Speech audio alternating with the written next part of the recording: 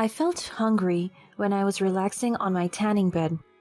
The summer sun complements my skin color as I enjoy its gleaming rays. The ocean breeze is so calming, and what's even more relaxing is knowing I get to spend this private island with my husband during our honeymoon. When hunger lingers within me persistently, I immediately rang the bell next to me. Whenever I ring the bell, a maid will come to me, and after a matter of seconds, someone came. "Can you fetch me a glass of iced tea, please?" "Sure, madam." The maid instantly followed my orders and brought back my favorite iced tea. As I sipped the refreshing beverage, I also savored the goodness and luxury of my life. I had the privilege of coming from a wealthy family of business tycoons. My grandfather owns a large business chain in the States, and I'm one of his many grandchildren that will inherit it someday. I was enjoying my iced tea when I saw my husband coming towards me with my peripheral vision. He was bringing something. He sat next to me and kissed me on the forehead. We were madly in love with each other, just like newlyweds do. "What are those?" I pointed to the papers that he was clutching. "Oh, these are letters for you," he answered and gave it to me. So I immediately opened them, and the first letter I read was from the Children's Foundation I have been working closely with. As a person in a position of privilege, I have always been a philanthropist, and I always share what I have with the people that need it the most, especially the underprivileged ones. "Oh, this is from the foundation. It is the orphanage that I kept on telling you about. They sent me a letter of gratification." As I told my husband about it, I saw his eyebrows frown. "You can use your money on other things. Buy some new clothes and gadgets. Save your money on things or people you will benefit from." I was shocked by his sudden statement. I never knew he had this predicament in him. He was always so supportive of my causes and advocacies. What do you mean?" "What I mean is you should value your money, use it to your advantage, invest or save it. You're very wealthy, so don't get yourself poor by donating monthly to charities that won't do you good." My heart almost stopped from what he said. Is he serious? Why is he so against me doing humanitarian work? Volunteerism has always been tied to my identity, and people know me as someone compassionate and generous. I remained silent because I did not know how to respond to him. "I am your husband now, so that I will manage our finances. Your money is my money. If I ever caught you donating vast amounts of money without consulting me, you would regret it. Mark my words." I could sense the threat in his voice even though he remained calm with a hearty smile while caressing my hair. He's acting very weird and aggressive. When we were dating, he has always been so proud of me doing these things, but now I can finally see his true colors. "Do you understand me?" I nodded in response. "Good. You're the sole heir of your father's business. All inheritance will be yours because of course you're the firstborn child. So it's best to have me oversee the financial aspects because I'm good with it." Since we married, he has talked about money and my inheritance as if he is up to something. He stood up and told me that he was going for a swim, but I refused to join him. I am so uncomfortable with the words he said and the actions he's showing me. What is up with him? I continued to scan the letters, and I saw an invitation. "You are cordially invited to the Psy family reunion." A smile flashed on my face as I read the text. It's an invitation from my father. We are having a family reunion. It is a perfect time to introduce my husband to them since we only eloped. Anton was very persistent in getting married quickly after 5 months of dating. He wanted us to live together, and it's been years since I saw my family. I was born and raised away from my ancestral place, and it is about time to be reunited with my blood relatives. Later that night, I informed my husband about the reunion that was happening next week. I saw how excited he was with the news. He started planning what to wear, how to act, and who to talk to, as if he was going to a business meeting. "I should talk to your father first, right? I bet he's open to conversations about money and business.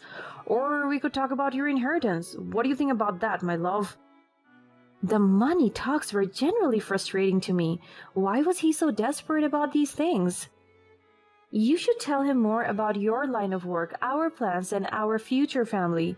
He likes those kinds of topics better. No, your father is a renowned successful business mogul. I wanted to know how he makes money, and of course, about your inheritance.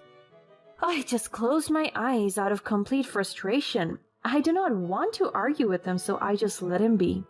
The next following days were full of conversation about generational wealth and my ever valuable inheritance from my husband. I just kept up with him even though I completely annoyed about his actions. We flew to Beijing, and the moment we arrived, we experienced the best accommodation. My father's bellboys and maids helped us with our needs. Although I'm already used to this kind of service and treatment, it is undeniably new to my husband. As we rode the car on the way to the venue, my husband started conversing with me. I cannot believe I experienced this kind of treatment. I feel like a prince. He said those words while playing with the personalized watch I had gifted him. Our staff has always been kind and hospitable when caring for us. So, this is what money does. I cannot hear what he said because he whispered it. Also, I don't want to dwell much on my husband's weirdness because I want this day to be perfect. After an hour, we arrived at the guest house. When I exited the car, I saw my cousins, nieces, nephews, and other relatives. Everyone greeted me nicely. I saw my mother rushing her way towards me and gave me a very tight hug. Mom, this is Anton, my husband. Anton, this is my mother, Maria. It's so lovely to meet you finally, Anton. I want to know more about you. My mother clung to Anton and walked with him. She showed him the venue and even introduced him to our other family members. The guilt from secretly eloping faded instantly as I saw my mother show affection to my husband. It is indeed worth it. I was having a blast with my husband and cousins when a car finally arrived. It must be my father. I stood up excitedly and waited for him to leave my vehicle. My husband stood up as well. The car opened and a familiar face came out.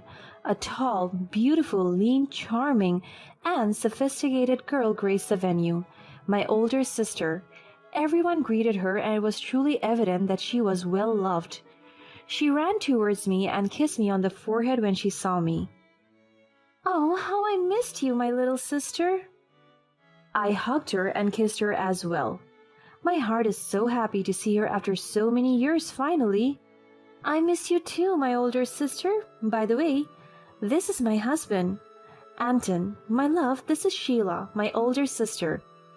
I saw my husband's face change from confused to bewildered. He looks pretty mesmerized by my sister. He was just there staring at her, examining every inch of her. I understand she's beautiful, but how can you do that before me? I purposely cleared my throat to catch his attention, and it did snap him back to reality. He made a handshake gesture, and my older sister accepted it. My husband gently held her hand. I'm Anton, Ophelia's husband. It's nice to finally meet you. You're so beautiful. My eyes went round with what he said. He was still holding Sheila's hand. I started to panic deep inside, but I paid it no heed. My father finally came out of the car. The first one he saw was me. The smile on his face was so beautiful. We hugged each other. Oh, how I missed him so much. In the same drill, I introduced my husband to him and vice versa. My father stared at him. He scanned his whole body, or even his whole existence. And I can generally tell when my father liked a person, or now, it is apparent that he doesn't like Anton. Sir, I idolized you. Can you tell me more about stocks and investments? I want to learn those things. Today is not the right time to talk about that. No, it is the right time, sir. I heard from your interview that any time is the best time to talk about business. We are at a family gathering?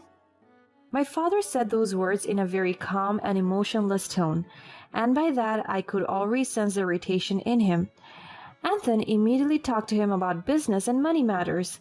My father was overwhelmed by the weight of the questions he was asking. So before anything gets worse, I interrupted him, and I can sense that he was angry about that. We should take some of the cocktails. It is my mother's favorite. I grabbed my husband's arm and took him to the bar counter, but he aggressively let go of me. After that incident, we never talked again for the entire night. As we checked into our room, he remained distant and silent, but he broke the silence after an hour. "You lied to me," he yelled. His sudden rage took me aback. "What are you talking about?" "You told me that you're the eldest child. You said to me that you will inherit your father's riches, but you lied." "I never lied to you, and why does it matter if I am the eldest or not? What's the big deal?" He punched the wall behind me and he almost hit me. "It matters to me. If I married a second child, then I would not be prosperous, because you don't have the inheritance. How am I supposed to be wealthy now when you're not even the oldest daughter?" I gagged with what he just said. So he just married for money? Now I know. You only wanted me for my inheritance? You're a user? You fooled me. How dare you do this to... He slapped me hard in the face. I can feel blood dripping from my lips. "You're the one who's a user. You use me to what? For your good? You're selfish. I don't want to be with someone with no inheritance like you. You're so selfish. You're the one who fooled me. You lied to me. You deserve to be abandoned." My husband grabbed the flower vase beside him and threw it to the floor. The shards from the broken glass landed on my skin, and just like that, he left me alone. My parents heard the commotion and rescued me. I told them everything that happened. I thought he was good. He's a decent man. But good thing we discovered his true colors earlier. It would be best if you didn't suffer later in your marriage. My mother tried to remain calm, but my father was in complete rage. That idiot deserved to be punished. He will rot in jail for what he did to you. For the next few days, I stayed with my parents and my older sister. But ever since the incident, she has become very distant from me. And whenever I tried to talk to her, she only responded with minimal answers. Aside from that, I am also doubting her. But one day, my speculation became true. I went inside her room because I was inquisitive. The maid told me that she was out for dinner. I inspected her bag and I saw my husband's watch. I knew it was my husband's because it was a personalized gift. My heart started to pump fast. Are they having an affair? The possibilities are high because my husband always wanted money and my sister has it because she is the oldest child. Or is she? Sheila did not return home that night, and I was never wrong with my instincts because my husband sent in the divorce papers first thing in the morning with a note stating, "I love your older sister Sheila. She means the world to me. She's the most valuable treasure. I will marry her." I laughed when I read the text. He is a fool as well as my sister. When my husband told me he would take control of my money, I always had a hunch that he was only using me to his advantage. He was trying to use me for my wealth. But now it is as clear as the ocean. His intentions were never pure. And little did he know that he would marry the adopted child. My older sister is not my biological sibling. She's my cousin. My parents adopted her because of her poor health conditions. Sheila's mother was the family's black sheep, and she could not support Sheila's condition, so my parents took her in. They treated her as their child. But when I came into this world as my parents' biological daughter, I naturally inherited my family's legacy, wealth, and businesses. Even though I'm the second child, I am still the biological one. So, the riches of my family will be passed down to me. I sent my sister a message telling her I wanted to meet them, and with no delays I met them at a restaurant. The two were sitting next to each other like a newlywed couple. I wanted to smack my husband and ask my sister about her betrayal. But I don't want to waste such nonsense. I am so eager to see their downfall. I sat across from them and my husband smirked. The liar, user, and manipulator. He mocked me. I just stared at him and responded to him with a smirk. Oh, do you mean yourself? Huh, you're a terrible bitch, aren't you? The audacity of you to call me a liar, user, and manipulator? Really? Everyone knows you fooled me into thinking you are the firstborn child. Of course I am. I responded with an emotionless tone. Oh hell, Ophelia, stop talking nonsense. We both know that you will not inherit anything from your father, and you will be sinking in poverty in no time. Clearly, Sheila is the firstborn here, and she will inherit every wealth. My sister was so confused, and I sensed she was already uncomfortable. Is she? Anton raised his eyebrow. I turned to my sister and stared at her. Are you the eldest child? I asked her with dominance. She could not answer me. Sheila is not a biological daughter of my parents. She's adopted.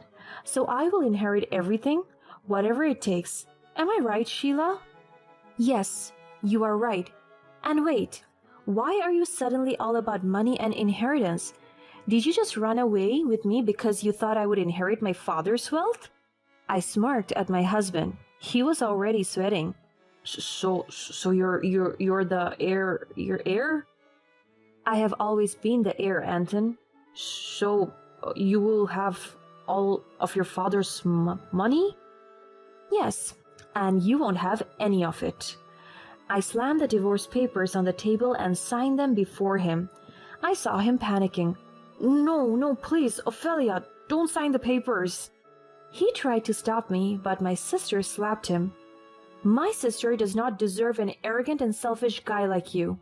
After I signed the papers, I looked him in the eyes. You just lost your most valuable treasure, which is me. He went to his knees and begged for mercy. Please, my love, I didn't know what I was doing. I was so hurt because I thought you lied to me. Please forgive me. I love you. You only love me for my wealth. That is not love, Anton. That is selfishness. I hope you will get comfortable in life. You're a terrible person. Instead of working hard to earn money, you wanted to do the simple yet cruel way, using other people? He broke down in tears and cried even more. Forgive me, please. The restaurant door opened and my parents came in. My father handed me a paper. It is a statement of all his accounts. Now, I will let this guy witness what he wasted. Today I'm offering you all the inheritance you deserve, my child. You will own every business and money that I have starting today. I'm retiring, and no other person can forego the family legacy other than my one and only biological daughter, Ophelia. My husband broke down again. He could see the diamond slipping off from his grip. I forgave my sister for what she did, and knew she was only a victim. My father ordered the guards to kick Anton out of the restaurant. I held every right to my father's business and properties from that day. And upon acquiring this tremendous amount of wealth, I immediately donated a large portion of my inheritance to the charity foundation. And on that day, Anton never returned to my life, and I will never wish to return to his life either.